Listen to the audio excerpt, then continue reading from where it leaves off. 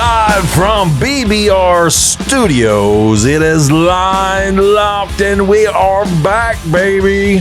After a couple months off, we are back in the studio. Hey, it's a new studio too at that. Yeah, a new studio. Who dis? Who dis? Yeah.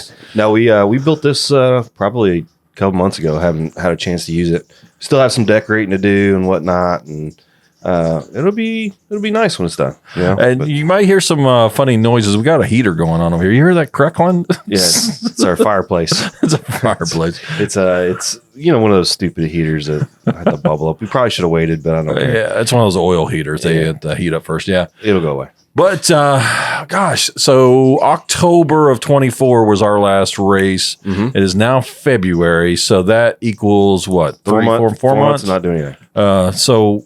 But you've been up to something though, right? Yeah, I've been up to stuff and doing indoor work and trying to limit my amount of winter depression. So yeah, that's kind of the tough thing is that, you go through, we run 6 months and then off 6 months. And those 6 months that we're off, it's like if we don't have anything major to do, any things that we have to really fix, then it's kind of like, well, we're just going to take this de-stress for a little while. But you have actually been up to something as far as directly non-car related, but something to work for our program. Yeah, well, I decided at the end of last year, we've been using a program called Crew Chief Pro. It kind of predicts the weather, or not predicts the weather, but predicts your ET from the weather. And there was a bunch of stuff in there that, it was working pretty decent. Arguably, we were doing better with it. Mm-hmm. But there's a few things that it didn't do that I really wanted. And so I decided to make my own. I've been working on that for the past couple of months. If it works well, it may be something that we can offer to sell. I don't know. But basically, it does it all scientifically. Mm-hmm. So instead of, when the barometer changes this amount, then you times it by 0.001 and it changes your ET by that amount. It scientifically determines how much horsepower you're going to have off the predicted weather versus how much horsepower you had from the last run, basically. Right. Yeah. And then does some calculations for that. And then it also factors in wind and track elevation and, et cetera, et cetera. But we can also add in a few other things too that I'm interested in. Like, for instance, your car has blower soak. So we have to predict that you're going to run a certain amount because of heat in the blower, right?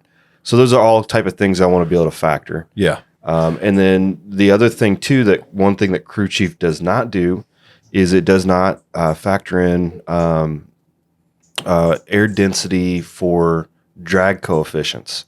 So that's another thing that, at least with my truck, is huge. Yeah. You have a brick going down the strip. It really matters to it about how much, how dense the air is that I'm trying to cut through. So with all that being said, I think we're going to probably use both of them. We're going to pay for Crew Chief again this year, and we're going to use both of them and hopefully have a pretty decent outcome. Yeah, for those of you that don't understand, I guess, drag racing and what affects your car, there's quite a few things that happen during the day and involving weather and not only just like the weather as far as rain and humidity and barometer and all that, but you have wind involved also. A strong headwind could really slow down your ET. Yeah. A strong tailwind could cause you to break out pretty easily. Easy. Yeah. And so we've been using the program that Corey said is the Crew Chief Pro. And I do think our program has gotten better since we used that because we've been more consistent and it's given us more of a dialed in of what we need to, how to adjust our car in order to get those numbers. And they've been pretty consistent. Every once in a while, I know I'd go out there and I'd run like a tenth too fast or something like that. And it's like, well, that didn't work out the way I thought it was going to do. But there's so many other variables, and that's what Corey's talking about, is getting other things in that program that can get us a better handle on it. Regardless, at the end of the day, learning how to make this program myself has made me understand what weather does anyway. Yeah. So if just by that alone, just taking the dive and taking all the information in, we're going to have a better understanding of what Crew Chief is trying to do for us. Mm-hmm. There's also software out there too. iFamily software does the same thing. And it probably uses more of an approach that I'm going to use. Yeah. So, at the end of the day, we're excited to, at least we're going to give it a shot and we're going to use both of them. and then see how it goes. And you have something else involved in that program too that I don't know if you want to even say, but kind of gives you a little heads up on your Competition tracking. Yeah. Yeah. So that is another thing that we're adding. It's to the side of this that, you know, as we see runs go down, we'll just put in the numbers, and then that'll give us some rankings on how good drivers really are, which is from what we know so far this year, who won last year. It's interesting that they weren't really the best as far as the numbers are saying they were. It was, you know, they got lucky a few times. Yeah. So, but also we've talked about that before. You've got to be good in order to earn luck. So yeah, and luck is one of those things that you don't know who you're going to get to go against, and they could have a malfunction. They could have had their numbers wrong, and it could have just been a lucky break for you, which got you through the rest of the day and got you all the way through the end. Right. Or you could be the one that's broke and cause had an issue and be the one and out the first round. Yeah, to be the one that they got lucky for the other guy. Yeah, it's a crap shoot, I guess. But regardless, you know, we're going to do a little bit of that too, as far as try to keep more track with who we're running against, and maybe if we have enough data on a driver, we could probably maybe come up with a game plan. Maybe, you know, maybe they're not great at the light. Yeah. So that's what we're going to work on is make sure we have a better light than them. Yeah, exactly. You know, maybe they're not great down track driver, so maybe that's where we try to capitalize on.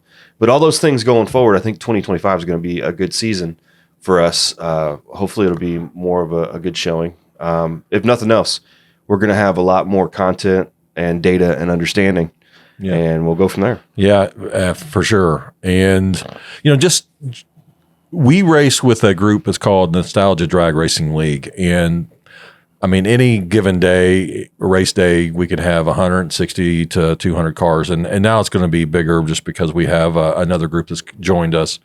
And so those are the ones we're mainly tracking to see how well they're doing. And I guess that could be kind of controversial. I don't know. What do you think? As far as what? Tracking how other people's doing, put it in our program. Everybody has the ability to do it. If you take the time and effort to watch the races and write the numbers down, that's you putting more effort into the program. And that's, if you look at the guys that have been historically successful, we'll just talk about one of our teammates, Sam. He's been historically successful in this.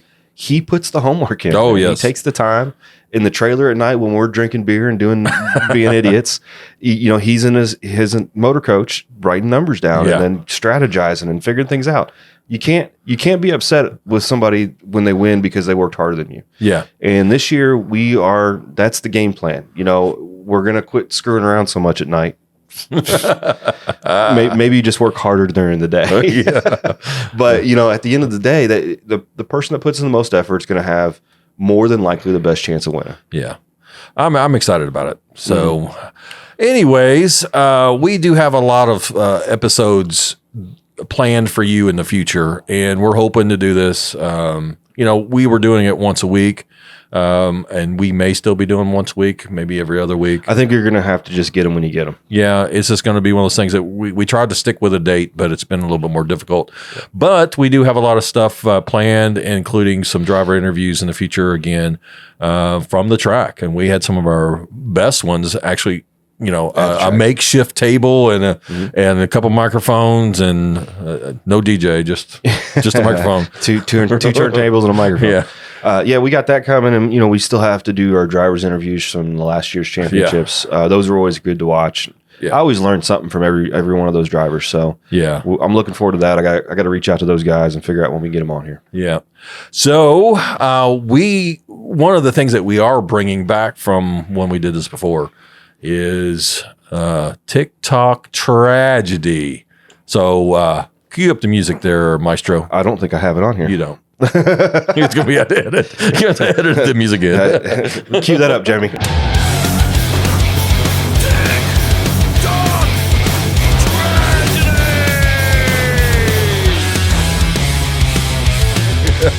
Anyway, so here's our first video. You got that all ready to go? Yeah, right here. Let's hit play on it.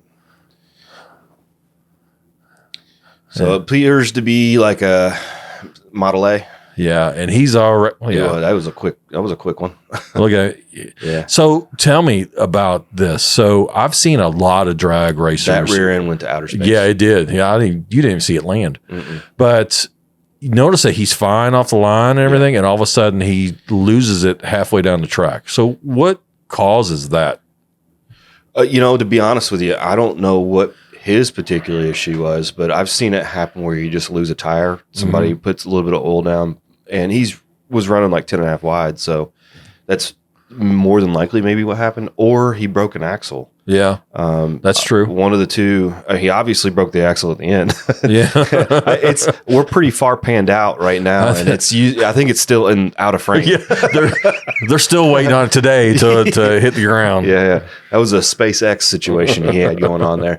But no, I mean, anything could have really happened there. But my guess is either something was on the track, or the rear end snapped, or maybe he was dripping something himself out of yeah, that's very likely, and that's part of the reason I want to move my catch can in the back, behind the rear tire, so something like that didn't happen to me. Any little bit of fluid that causes one tire to spin faster than the other, you're going to have that situation where you're just going to your rear end's just going to swing around. And before anybody says, it happened to me and I could have recovered from that, maybe, but he wasn't able to, and it happens. It happens fast. Yeah. And that's a very short wheelbase car. Exactly. And the other thing about when you see these cars go sideways like that and you start seeing it flip, you're like, oh, it didn't look like it was going that fast.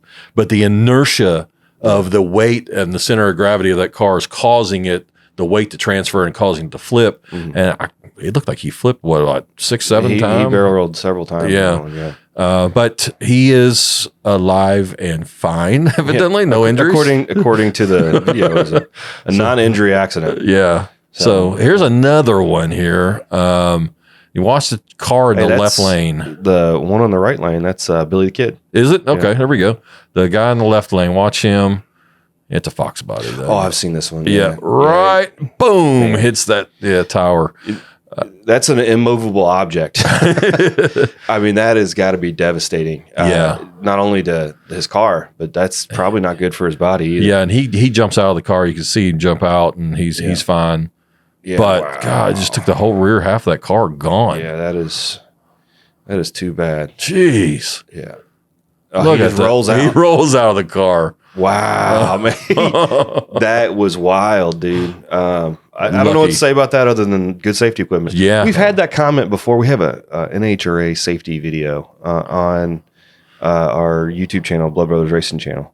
And I saw a comment on there that said, that's why I stick to street racing. Too many rules. Yeah. And, I mean, good for you, bud. But I kind of allergic to dying, my man. I don't want to. If you had your street car and you did that, hit a telephone pole, because that's basically what he hit. Yeah. Was a telephone pole going 100 and some odd miles an hour. You're not going to have the same fate as that guy that walked out. No, I don't think thoughts and prayers are going to get you through that. No. But it's certainly safety equipment definitely helped him. And it appeared to me that the way he hit the pole was conducive to survival, because it just hit the back end of it. If it hit square to like the A pillar of your door, that he would have been gunzo, because that pole barely moved. Yeah, exactly. It barely had a wiggle to it. Yeah. Jeez. Well, did you watch the race down in Bradenton this past week? There's been a few of them. You're talking about the $1 million race. Yeah, the pro shootout. I watched most of it, or at least as much as I could. We had some stuff going on personally that I had to address, that I couldn't watch all of it. But it was a pretty good race, pretty good turnout. They had quite a few professional guys show up. I know somebody had jumped out early, or was out of the competition early. It was Erica Enders. Yeah, the first round. Gosh, we don't see her losing the first round. No, generally she doesn't lose in the first round, because she was always really high qualified. Yeah. In the pro shootout, they do a coin flip, just like any other street outlaw type race or whatever. They just coin flip. Added something different to the race, arguably, because you have matchups like this first round. So she ended up being matched up with Greg Anderson first round. That's going to be a 50-50 race, because they're both really good. But she ended up losing first round to Greg Anderson, and they both had great lights, 014 to her 021. So, and he ran a 53 to her 55. So it was like a perfect race, but there's nothing you can do about it. Greg won that one, and that's just how it goes. But the story really came down in pro stock to Troy Coughlin Jr. and Corey Reed. Corey Reed's a new name to me, anyway. I've never seen him. No, I've never heard that name. But He's a little scraggly guy with a beard, and he just showed up and started racing. And Hey. he did pretty good. All right. Unfortunately, in the final round, he went red by 017 to Troy Coughlin. So Troy had an 034 light, ended up running it down there to blazing 11.85 seconds at 121. Wow. Yeah, and Corey Reed, I think he was trying to go backwards because he was 12 seconds at 67. I'm sure he was pissed off, but that's the way she goes. That was pro stock. But do you know what the prize purses were for like second and on? No, I think it was like winner take all situation. Was it? Okay. Yeah, I don't think it was $1 million per. It was $1 million total purse. Total purse. Yeah. Right. All right. So the next one is Funny Car, which it was kind of interesting to watch those guys. Last year, this is the second annual Pro Shootout. Last year, they actually set some records as far as mile an hour and ET and Funny Car. They weren't nationally accepted because it didn't happen in an NHRA race, which is silly. But Right. I remember that. Nonetheless, they did, and they did pretty well this year down there as well. It ended up coming down to Ron Capps and Austin Prock, like almost every other NHRA race out there. They're both really good drivers. So Ron Capps had an 066 light to Austin Prock's 040. So he had already started losing right there, right? Yeah. But at the big end, he ended up winning. Oh. Ron Capps went 387 to 4 flat of Austin Prock. So Ron Capps won Funny Car. Does it show you the mile per hour on there? Yeah, 330. Pretty decent. 330. 0 to 330 in less than 4 seconds. Yeah, and that wasn't the mile an hour of the meet either. Looked like, well, Ron Capps had the mile an hour of the meet. It was a 333. Wow. So, at 386. So they were killing it out there. And killing their motors. They rebuild those things after every one, don't they? Yeah, they got to. Yeah. When you're putting, see, the number keeps growing. I always find it funny because over the years it was like, 9,000, 10,000 horsepower. The problem is you're not able to actually dyno a motor like that. There's not a dyno out there that can withstand it. So they have to just do what the ET is and do the math on it. That's how they get the numbers. But it keeps growing. I heard on this particular one, they said 12,500 horsepower. Last year was 11,000. So somehow they got another 1,000 out of it. How do they get that? I mean, it gets to a certain point where they're not going to be able to keep a rubber to the ground. You would think so. But the thing is they always seem to overcome. Now we're getting down closer to numbers where, well, let's just talk about, part of the reason we're in the 360s and 370s and beyond is they went away from 1,000 or 1,320 to 1,000 foot. So the ET went down, right? Oh, right, yeah. And the mile an hour went down as well. So they're not doing a full quarter mile. No. Okay. So, that's part of the reason we kind of had a jump 10 years ago whenever they switched to that. Yeah. But even then, you're still in a situation where, how much faster can you go? Mm-hmm. And I think you're going to see nickel and dimes at this point instead of, bigger jumps like we've seen in the past, but I don't think we're ever going to see like a 2-second run or anything, right? I mean, at some point, physics just doesn't allow it anymore. Wow. So we'll see. Top Fuel was the last one I'll talk about, and it ended up coming down to Sean Reed and Josh Hart, which are not two names you normally hear in there. So that's pretty cool to have some new faces and names and whatnot. So Sean Reed went 065 on the light to Josh Hart's 067, so it was pretty tied up right there. And at the end, Sean Reed beat him 369 with a 9 against Josh Hart's 372 with a 4. So it was a good race all around. Yeah. At 330. As well. So in warm Bradenton, Florida. Yeah. going back to what you just talked about, dyno. I know this is changing the subject a little. Yeah. Have you seen that video where that guy is on the dyno, and it's not a dyno where you pull up on and you have the rollers for your rear wheels? I think it's attached to their actual the hub dyno hubs. Yeah. And so there's these two big boxes on each side. Yeah, hub dyno. And have you seen the video where they didn't strap the boxes down? No, it flipped. It started flipping everywhere. I've seen that. Somebody forgot lug nut day or bolt day on that one. Huh? Yeah, those big boxes just start flipping in the tumbling. air. Yeah, it was crazy. Yeah, they say because they say it takes 3,000 horsepower for a normal Pro Mod style one to do a wheelie on them. Oh, okay. So that's one thing. They leave the front straps a little loose so they can do a wheelie and whatnot. But what's cool about those particular dynos is they set them up to where the car itself is.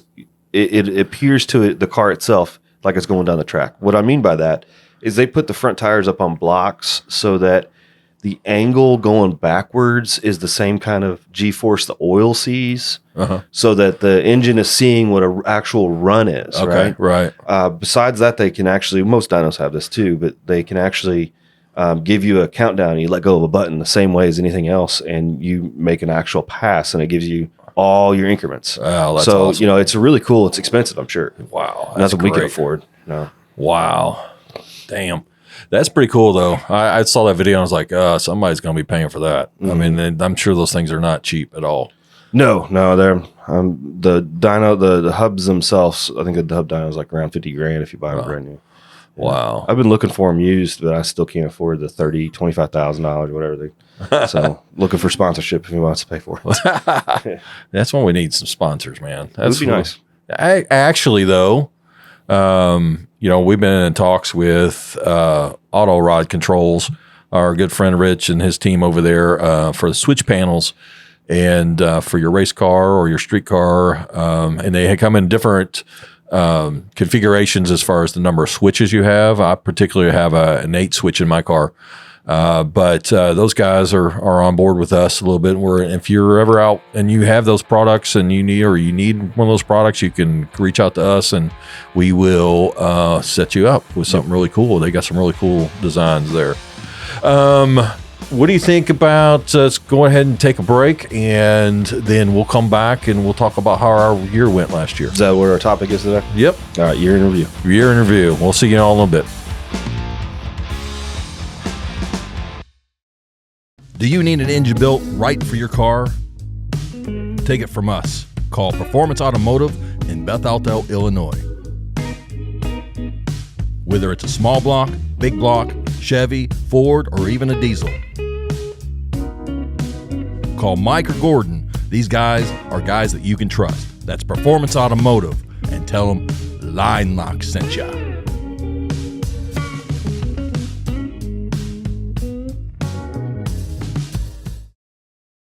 And welcome back, guys, with Line Locked. We're talking about a lot of the cool things we've done this past year and a lot of cool, exciting things that we have planned in the future. This is mainly about our program. You know, we talk with guests all the time about what they're doing and everything. We don't get a chance to talk about what we do often. So we wanted to kind of go and tell you what happened with us and more or less the struggles, because, you know, that seems to be our forte is struggle bus. Is all we get. Yeah. So our first race for the 2024 season was at Indianapolis, and it actually got rained out. So that was one of our points races, and we race 6 points races a year, and that one was rained out. So, which was funny is because there was no rain at the track the day of. No, they used some forecasting software, you know, and just not as good as mine, I guess. Nonetheless, you know, it happens. They decided it wasn't worth the risk, and as soon as they called it, I was on the internet looking for a track that had good weather. We ended up finding one in Midstate Dragway in Havana, right. Illinois. Yeah. And it was an 8th mile track, and we had never been there before. And we had a couple of our racer friends that were going to go there since it rained out in Indy. And we said, well, let's go on up there. And it was a long drive. Yeah, it was. 7 hours, 8 hours. It ain't terrible.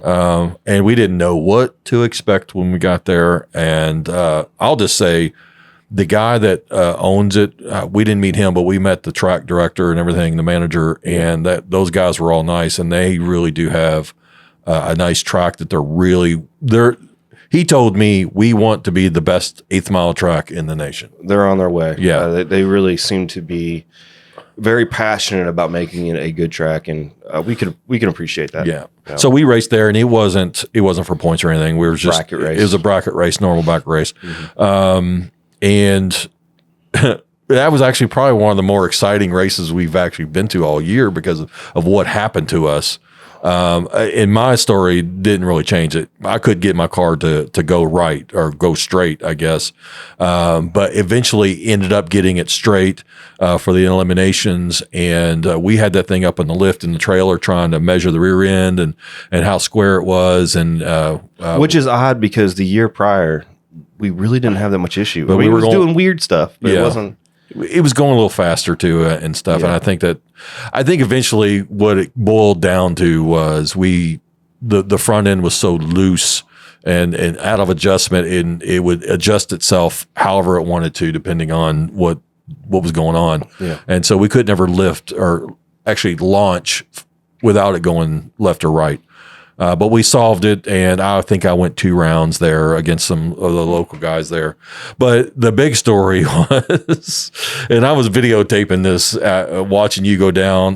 Was it your second? Okay, first, this was the first track I had with the big tires. Oh, yes, that's right. So the first couple passes I made there, I think we did the test and tune the night before. I was just kind of feeling out to figure out what was going on, and I had, so the year prior, I was doing like 132 60 foots, 134, somewhere in there. And with the softest tune-up I had, I think I went a 124 or 122. So obviously we were going to go way too fast as far as if we were going to run with NDRL stuff. But, it was no big deal. But it was one of those things where when you do something new like that, that's kind of on front of mind, nothing else. That's what you're kind of paying attention to. So we went out there, and I think it was test and tune night when it happened. Oh, did it? Okay. Yeah, so it was like the third pass. I let go of the button, and I got about 330, somewhere around there, and the hood come off. Unlatched. So it didn't come off. It bent backwards. Into the windshield, yeah. Yeah. So I broke my windshield. That sucked because, money, and then it bent up the hood a little bit, whatnot. But thing still doesn't sit on there right. No, it never will. It'll never sit right. But the track owners, they came over and made sure everything was good, which is cool. And I asked them if I could just put some tape on it, and they said yeah. So I took the hood off, put some tape on it, the windshield, so it wouldn't get any worse anyway, and we just ran it. Didn't do good or nothing, but I was able to get a couple more laps out of the truck. We were doing it more as a test and tune than anything. Yeah, but having an actual race to race was fun too, and got to do it. My biggest thing with that whole weekend with my car was, the funny thing was, one of my first races down to the end, my car had stalled at the end of the track before I even got off onto the turnoff lane. Yeah. And so I'm looking around hoping that somebody on a golf cart or somebody would come by from the track, and nobody came. And I'm sitting there looking, and you can see on the camera, I'm just looking around, and I was like, I got to push this thing off. And so I'm struggling pushing this thing off because it feels like it was going uphill a little bit. Yeah. That and you're turning. So yeah, and turning. Yeah. So I had to push that thing off. Nobody ever came to help. And come to find out, it was just a little plug that I had come undone and caused everything to kind of shut down. So we figured that out. Generally how it happens, something stupid and simple. So from Illinois, we went down to Bowling Green for the Hot Rod. Well, it used to be called the Hot Rod Reunion, and now it's called, Nostalgia Nationals, right? Well, it was the Wally Parks Nationals or Nostalgia Nationals, but I don't know if that's still that or not. Yeah. But it's the big event there. They have a big old car show and a lot of racers there. How'd you do there? Do you remember? No. Obviously not good. Is that the one where you got to buy? No, so that one I know what I did in eliminations was new plexiglass. Oh, yes. So because the windshield broke, I had to put plexiglass in the windshield. And one thing I did not take in consideration is how the plexiglass interfered, the way the sun hits it. So we went up for a first round of eliminations, and the sun was in just such a way where it was actually blinding me completely for the tree almost. Not the amber or green lights, but just the pre-staged beams. That's on me. It is what it is. Just again, another struggle. I couldn't lean my head any different direction to figure out where it was at. But when I got up on the trans brake, I think I had almost double balled him. I can't remember now, but I assumed he was on as well because it looked like the way the sun was hitting it. It looked like he had double bulbs. But I took a loss there, and that was on me. What I learned was I have a smoked out shield on my helmet now. Yeah. So we, fix that as it comes. Can you change that shield out in case it's dark out? Yeah, I can change it to clear. Which we went and ran a race in the dark, and it was just fine. Oh, okay. So as long as there's enough track lighting, it's okay. Yeah. Yeah. So that's, it's a lesson learned. I don't know that that's a lesson you can learn without just having the problem happen. Yeah. The thing is, when we did all our testing runs and stuff, or testing tunes or qualifiers, it was all at a different time of day. So I had never ran into a situation where I had the sun in my eyes at the time. Oh, yeah. So, learned. What about you? What'd you do? Well, this was the big event for me that I realized that we needed to do something more drastic as far as fixing my car and the taking off and launching and left and right. So we were there, and it was doing the same thing.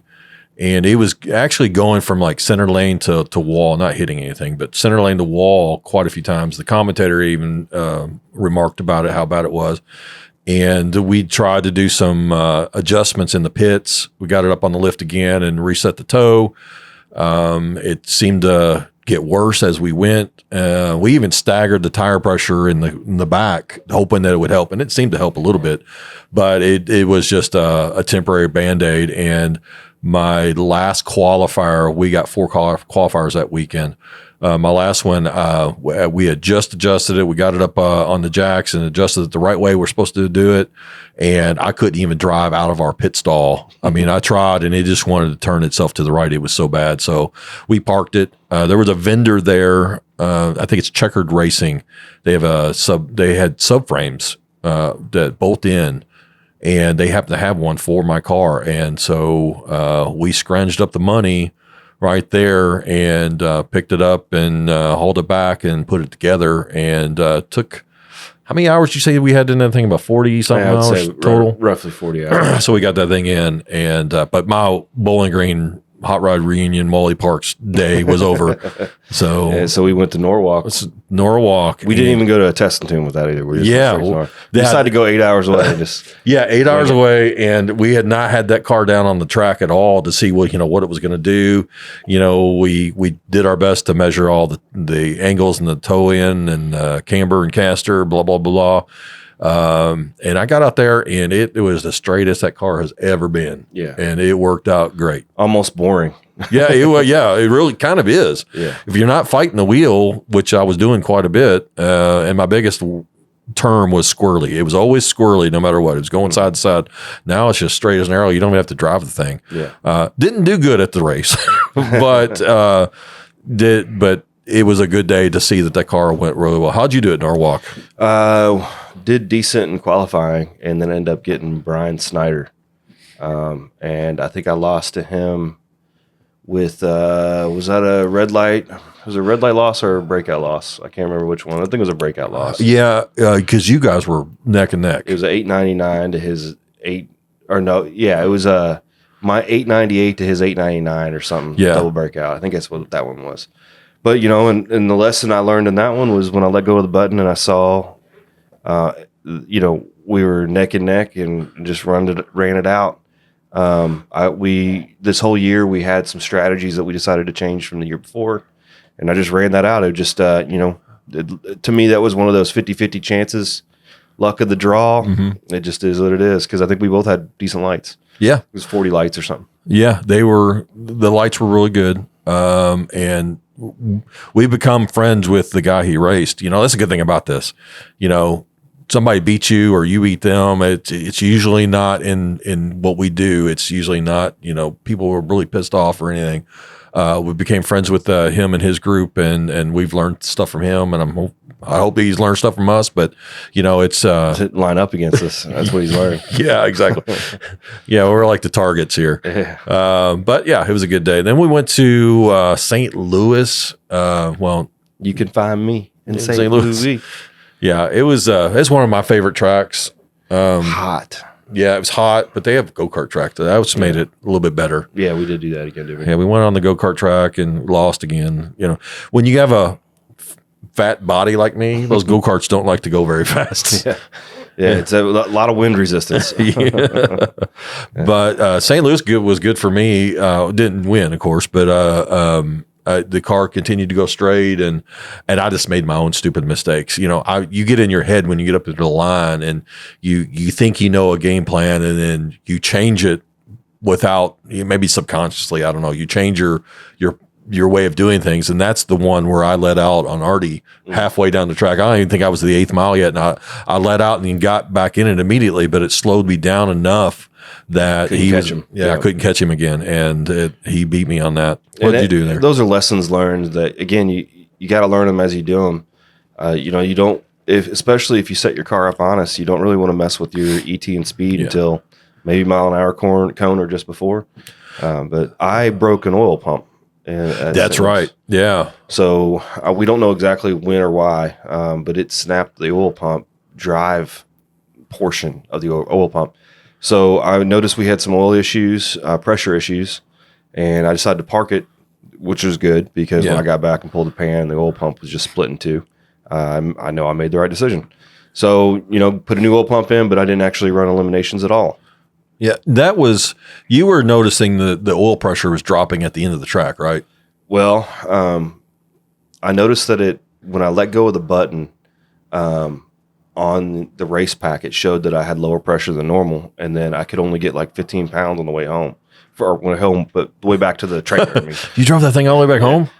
So I knew I had an issue there, so we changed the oil. Yeah. Thinking maybe it was just I had milked the oil up good. And when we refired it, I had like 60 pounds. I was like, okay, well, maybe it was that. Went out there and did another Q, and it showed that I had low pressure again. Yeah. So we even changed out sensors, didn't we? Yeah, we messed with sensors to make sure that the sensor itself wasn't reading incorrectly. I even got a mechanical gauge, put it on there to make sure it was all the same, and everything was the same. So that's just, you have to trust your gut on that, and I'm glad I made the right decision on that because I could have easily blown that motor. Oh yeah, and that would have been bad. Bad. You could easily blow it on any run, though. I mean, that's just how it goes. So, well, we both left St. Louis a non-winner, and then the next race is Michigan. Yeah, non-winner. Yeah, non-winner. Yeah. As far as me, I was having the issue that it was my fault. This goes back to, we learn every time we do something, but we always, at every track, we seem to F up something. Take ownership, though. Yeah, we got to realize what was going on. And so for my qualifying runs, I think the first one I was okay, but the second and the third, I would get to the line, and as minute I'd hit the trans brake and give it gas, the car would just take off. Like the trans brake wasn't holding it, and we couldn't figure it out. And it got to the point where I jacked the thing up out in the pavement, and was going to just switch out my trans brake. I had a brand new one sitting in the trailer, so we was going to go ahead and change it out. And I'm doing it by myself, so I didn't know, because I've never changed out a trans brake before. I didn't know you should jack the car up from the back, so all the oil goes towards the front. And so when I pulled that thing out, it's just transmission fluid was just gushing everywhere. And it probably wasn't very much, but it seemed like it was gallons per second coming out of there. And it got to the point where my hands were all slippery. I've got the new one, trying to put it in the hole, trying to screw it in. I couldn't get it the thread. And I'm finally getting my thumb on the hole so no more transmission fluid coming out. I'm yelling. No one's around. They even, Jane and, Bill. Jay came over with a cone because it was in the pavement. Yeah. They brought a cone over so nobody would hit me because I was underneath the car with my legs sticking out in the pavement. Long story short, Corey was actually able to come in with fresh hands and got that screwed in, and we filled it back up. It still did it. And then I realized, so I have a trigger, an RPM trigger that triggers my solenoid to shift into second gear. And so somehow when I was changing my shift point, it changed it to 6-cylinder setting, which gives it a false RPM reading. So whenever I got on the trans brake and gave it gas, it was showing it was reading like 10,000 RPM when it was only 5. And it caused it to shift in the second gear, and that's what caused it. And so when I went into my elimination race, I didn't really have any data because all my qualifiers were all screwed up. And of course, I ran way, way, way too fast and broke out pretty heavily and lost that race. So, I did well. Except the night race, I had some fuel leak that I learned. With the race car, you just got to go around and tighten stuff because we had one fitting that was just a little bit loose. And while it was running, it wasn't a problem. But as soon as I came up on the to do a burnout, started leaking over with the pressure and whatnot, and they pushed me off the track. they had an oil down, so I got to be able to come out the next day and make that pass. Yeah. But I screwed up. I think I just didn't put it into first gear. Yeah. I was more paying attention to looking at everybody to make sure they're not about to pull me back off the track because I thought maybe my fuel was leaking or whatever, instead of getting it back into first gear before I go up to the stage. The one thing I learned there was, it's your race. When you're in the lanes, it's your race. So, take a few seconds of your own time. First of all, enjoy yourself. Mm-hmm. Yeah. You don't get much time up there. Just enjoy yourself. And then second, just make sure everything's ready before you get going, So the eliminations, I ran Brian Snyder again. Oh, yeah. This particular time, the track was a little hot up there as far as everybody was red lighting. Mm-hmm.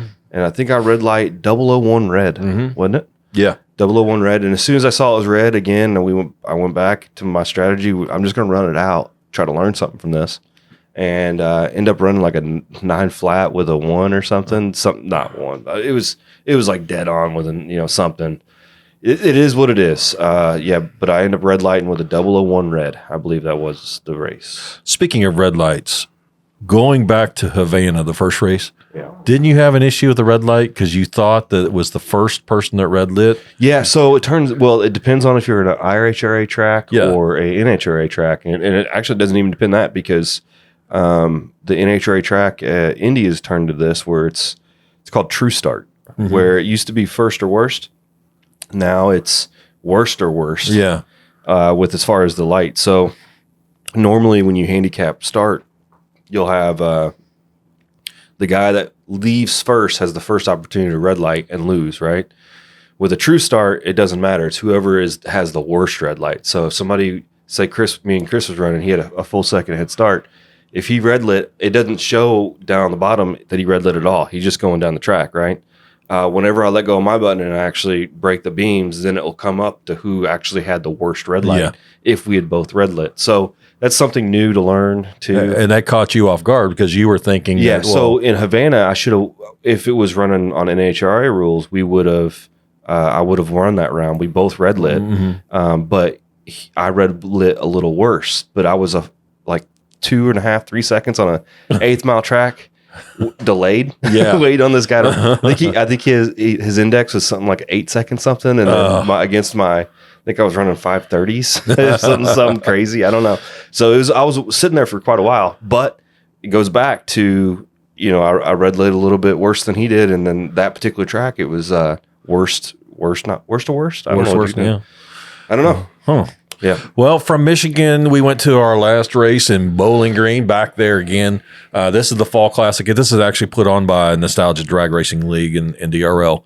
And so we had a little less cars there than what was there the previous Bowling Green race. But this is our favorite track, I think. This is what we consider our home track is Bowling Green, even though it's 2 hours away. But for me, it went really well. But let's start with you and see what you did. All right. So qualifying, actually, testing tune went really good. I tested tune the night before, ran a flat with a 3. Yeah, it was good. It was 9 flat with a 3 in testing tune, and I was telling Chris, you better let him know. Let him know I'm here, driver's here, because I had good lights, everything. Qualifying, not as good. I was running I think it was either a little fast or with a 1, but I was top 20. Something like that in qualifying, which is good for me. It's probably one of the better qualifyings I've had. Went and ran Jared Fulcher again, which is interesting because that's who I ran in Bowling Green and lost to because of the light. Ran Jared Fulcher first round, and evidently Chris did not tell him to let him know that I was doing so good because we went up there and I had a 001 light green to Jared's 005 light green. And I had set up, it was, we were having some issues with some headwinds, and it was a little bit stronger headwind. And this is what stirred me wanting to develop this program myself, is I don't feel like Crew Chief was giving me the good, accurate results with the change in wind because of the drag coefficient stuff. Nonetheless, I ended up going down there and running like an 9023 to Jared's 9019, something like that. And, it's just a little slow. It is what it is, but I had a 001 green probably the best green light I've ever had. Yep. I've never had a flat. So, Yeah.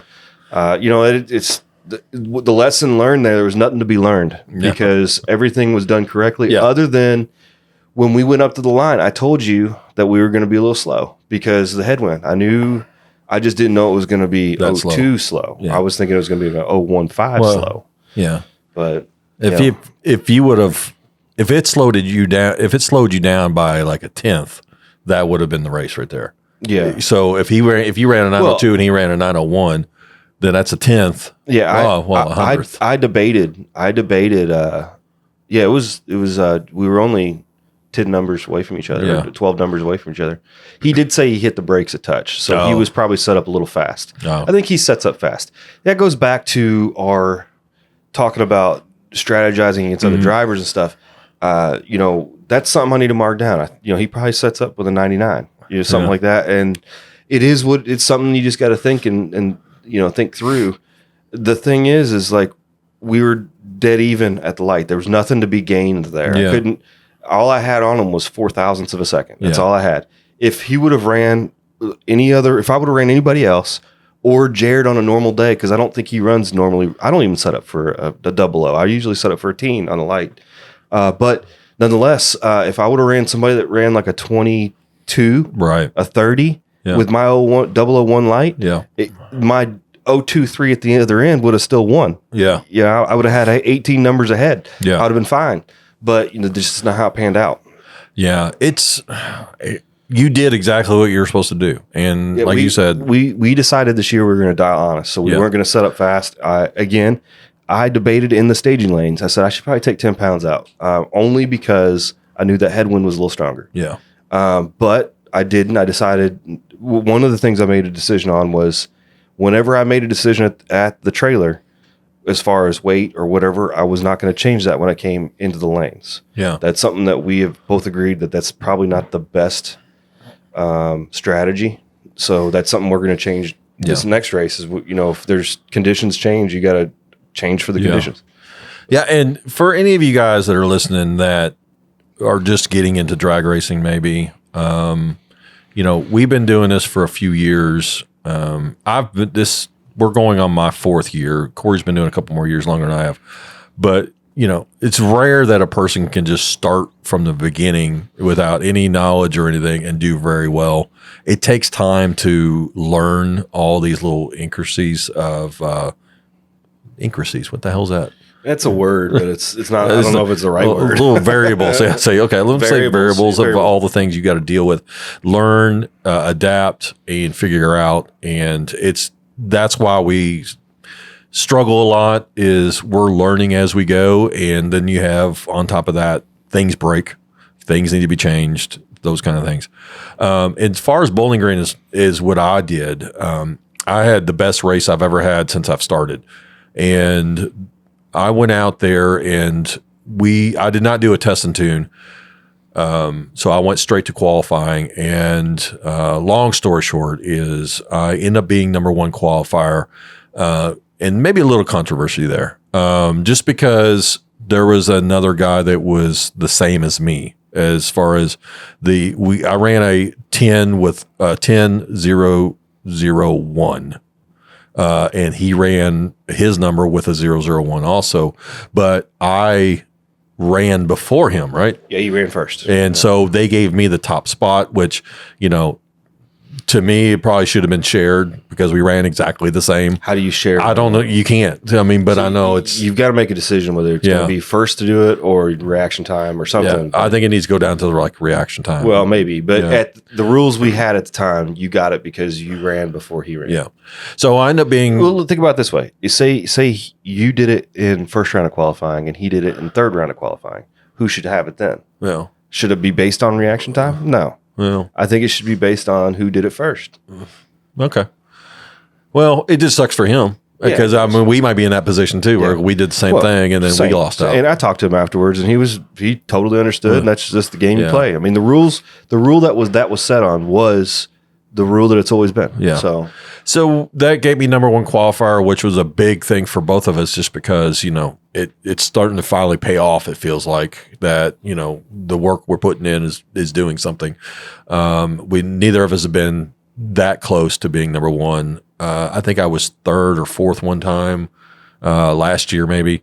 Anyways, so we're going down and we're starting to pick them off round by round, and which is unusual. I could never get past the second round, and then I hit third round and fourth round and so forth, and end up running our teammate Bill in the semifinals. There was only 3 drivers left. It was me, him, and another guy, and so I raced Bill, and we had almost identical reaction times, and he left before me. He was an 11-second car, and he just got me at the end there, but I ended up third, and that puts my winner time, which I left elevated in excitement, and then wintertime hit and it just kind of went down.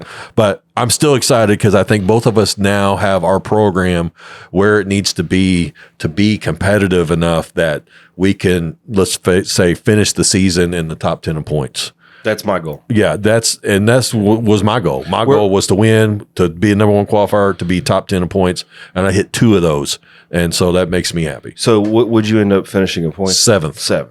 See, the thing is if you start really far down there, there's always room for improvement. Yeah. Improving from 7 is going to be tough. Yeah. Oh, yeah, definitely. You're going to have to win a race. But I think we'll be okay. I think both of us are going to be okay this year coming up because, if we stick with our program, stay consistent, dial honest, or maybe a number low, I don't know. I think I'm going to go with the honest thing just because it seems to work for me. I'm not sure, but the thing is, we got to make sure that we just stay on top. The same thing we did this year. Yeah, just stay on top of the weather and then make good decisions as far as I'm not saying that my particular loss was a good decision, but it was a choice between being set up too fast, which we told ourselves we weren't going to, or dialing honest, and we decided to dial honest, and it didn't pay off for me. And one thing I learned. And what you guys were telling me, I used to womp the throttle, trying to lose ground a little bit if I was way ahead of other people. And, when you dial honest, you should be able to start from the start line to the finish line and never let out. And you should be right on your money.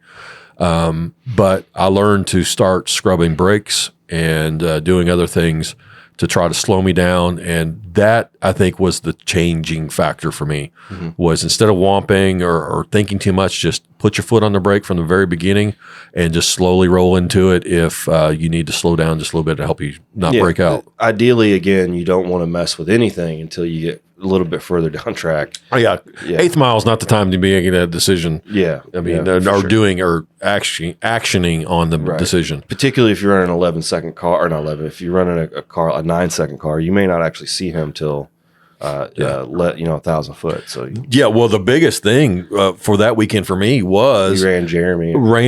Jeremy and another guy that was started after me. They were running 9, and Jeremy was an 850 car. Yeah. And so to see that in your rearview mirror, see him take off. I saw wheels up, and I saw him coming at me. And then before you know it, he's right beside you, and that is so hard to judge. It is, yeah. If you're the slower car and there's somebody coming fast on you, you have to pay attention to them. You have to pay attention to where the finish line is, and then you've got to mentally judge who's going to get to the line first. And that's tough. And that's the one benefit you have as a faster car is you get to see it in front of you. But I don't know that it makes it any easier for you because a full 1.5 seconds difference. We've talked about a half second at the line sucks because your reaction times tend to be a little slow. Yeah. So, that's something we got to deal with, and we'll discuss our findings on this podcast. You know what? One thing we have never done, me and you together, we've gone out and test and tune together and race together that way. Of course, you're a second faster than I am, but we've never raced in an elimination round on purpose. No. Again, because I'm kind of curious to see how we would race if I took off a second before you and did that. Maybe this year it'll be a second and a half. I think I might go down to 850. But well, you definitely got the tire to do it now. Yeah. Well, and I think it'll make things a little more exciting, and I think it'll be okay. But we'll see. I really wanted to win something in 9.0, but that was our year in review. I think at the end of the day, I think it was successful year. Oh yeah, not as successful as we really wanted it to be, obviously, but 2025, baby. That's it. We got always, we have a lot of latitude to do better. Yeah. Oh, yeah. Yeah. And we got a lot of great friends to help us out. I mean, if it wasn't for all the guys that we hang out with and even the guys we don't even hang out with, they still come in and they talk to us and give us some tips and stuff. And it's appreciated like crazy. Yep. Thanks to everybody that does help. We got we got 2 viewer mails here, believe it or not. Jessica Harper says or asks, why does it appear that some people get to the finish line first, but they do not win? Couple ways. You could have lost at the starting line, which if you weren't paying attention, that red light, we've talked about that. That, and if they get to the finish line first and they break out. Yeah, breaking out, yeah. That'll be a loss. Or if it just appears they got there fast before, it's just because it was a tight race. I don't know. I'd say, what do you... one of the things that confused me more than anything before I started actually racing was, you see the scoreboard, as they pass, and they'll have a number like, let's just say 10:01 and somebody had a 10:02, but then it shows you the mile per hour, and one guy is like 110 miles an hour, one other guy's 135 miles an hour. Why do you think that is? Brakes. That's right. So they let out. They call it sandbagging. That's not truly what they're doing. Yeah. We have enjoyed some brake pedal in our program. We don't slam on them like some people do. We just use them to make sure that we stay just ahead of somebody. I think it's confusing though for people that don't know how the racing works. Right. They see a mile per hour. It's like, how did he win that race going 20 or 30 miles an hour slower? Yeah. Well, and the big thing too, people question or whatnot is I thought it was drag race. Mm-hmm. The problem is unless you have some kind of parity, then it's going to always be who has the most money wins. Yeah. So our particular parity is index. Yeah. There's also bracket. So your parity is your number, both of them same. Yeah. Then there's other parities. You got the same motor size, weight, all these type of things can make parity. So in order to do that, you've got to, for us, you got to run your number. Yeah. So if Chris runs a 999 with a 9, he is lost because he broke out. He can only run to 10 flat. And the magic to that is, or the question is, how do you know you're going to break out? You don't. You just trusting your number. That goes back to weather data and setting up honest and yada, yada. Yep. Tom Gaither asks, what is the best way to mentally prepare yourself for a race? I tell you, drinking the night before is probably not the best way. Just clean living. I don't know. It's hard to say. I would say a good diet and waking up early, exercise. Yeah. Well, as far as, like the race day, the day of, I've gotten in the habit of this past year is mainly because it takes me longer now to strap in than any, but I will get in the car in the staging lanes before it's even time for us to even go up to the start line. And I'll sit in there, take my time buckling in, take my time thinking about things, and just focusing in on my attitude on what I'm going to do and go over the game plan. And sometimes you don't know who you're going to race until you're pulling into the starting line to I guess it's called a bleach box, the water box. You may not know who you're racing until you pull in, because that happened to me in Bowling Green this last year. But just being able to sit there in silence and just watching other people and not, a lot of people hang out at their car and talk to other people and everything, which, I used to do that too. But now I just find if I'm in my little alone space in the car and, it makes me feel better. But everybody's got their own way of doing things. Mm-hmm. But, keeping in shape and everything is helping physically to do the job, because it can get hot in there. I know a couple of those midsummer races, it's 120, 130 degrees in those cars, it feels like. Mm. And I've got a little fan in mine, but it doesn't seem to, do much except keep the exhaust fumes out of my face. But yeah, I would say all those things are probably pretty good. You just got to get your own routine and go over it. Yeah. I would say probably the most important thing to prepare is to do everything the exact same way. Yeah, exactly. And that's a lot of people say that, when they tell you how they prepare, it's like it is exact same thing from the time they get in their car in the pits and drive it to the staging lanes, from the staging lanes to the water box, to the start line. Everything is exactly the same procedures, the same way of doing it. So nothing changes. But sometimes that doesn't always work. Yep. Well, I mean, it does till it doesn't. Yep. So anyways, guys, we're coming to the end here of episode, what did I say this was? 32? 32. All right. Guys, please, if you found that, what we're talking about here and you love drag racing or any kind of racing, really, like and subscribe our page. And you can also visit over at Blood Brothers Garage or Blood Brothers Racing YouTube channel and see some of our cars in action and some of the things that we do to it. So like and subscribe, share, get the word out there, and write to us. It's been so long, I don't even remember the linelockpodcast@gmail.com. There you go. It should be up here. Yeah. Man, it's been a long time. All right. It's been 4 months. Actually, it's been more than that. I don't think we've done a podcast since the summer last year, because the last one we did was at Norwalk, was it not? Where'd we do Mike Bellina? Oh, it was at Bowling Green in the fall. Was it not? Was it the fall or was it No, that was the Hot Reunion. Okay. Yeah. That was a great episode. If you want to go back and find that episode, Mike Bellina, he's got that 55, 55, 56 green wheel standard. Man, it's so awesome. Oh, yeah. And he's a good dude. It was a lot of fun to talk with him. It's awesome. All right, guys. Well, is there anything else you want to talk about? No, sir. All right. So I think we're out of here. So write to us if you have anything you want us to talk about, have any questions. I am Chris. I'm Corey. And we are Line Lock. Something like that. All right. See you guys.